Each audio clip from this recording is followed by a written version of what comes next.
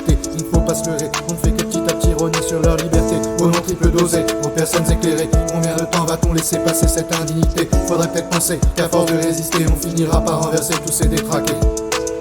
Inversion des valeurs, arguments sans saveur, ça me met de sale humeur d'être volontairement induit en erreur. Et comble du malheur, ces gens qui ont juste peur de ne pas être au resto à l'heure. C'est juste une horreur de vivre dans la peur et de se faire enfiler par ceux qui veulent l'argent du beurre. Pour faire un monde meilleur et vivre dans le bonheur, faudrait peut-être commencer par virer tous ces vieux dealers.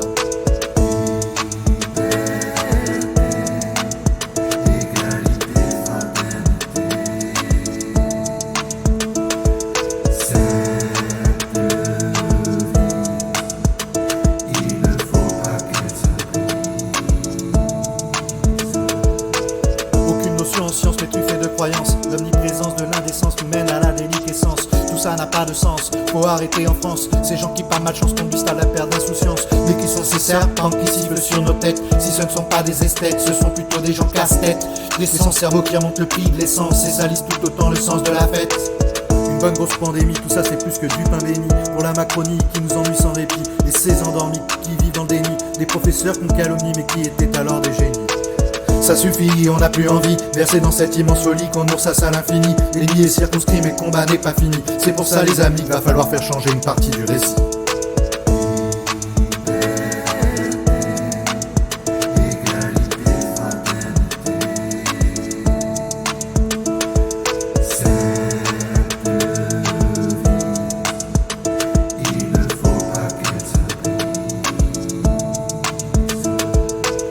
Avec l'argent de nos impôts, on pourrait investir dans des hôpitaux. Au lieu de s'assembler, on préfère les escrocs qui jouent au loto avec la vie de polo qu'ils prennent pour des souris de labo.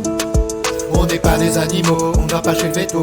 On fait que se lever tôt et on voudrait avoir le droit de veto sur tous ces mythos relayés illico par leurs réseaux de collabos.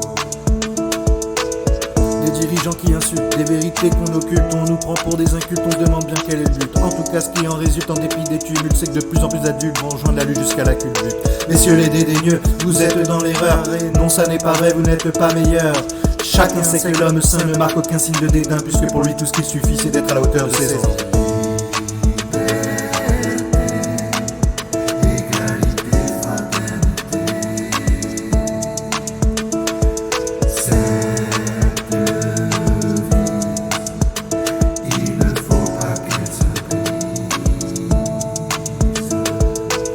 À toutes ces fonces qu'on a kiffé, à toutes ces vérités qu'on a laissé s'échapper, ces virilités qu'on a pu tweeter mais qu'on n'aurait jamais dû laisser fuiter. Pas de regret, on l'a fait avec sincérité.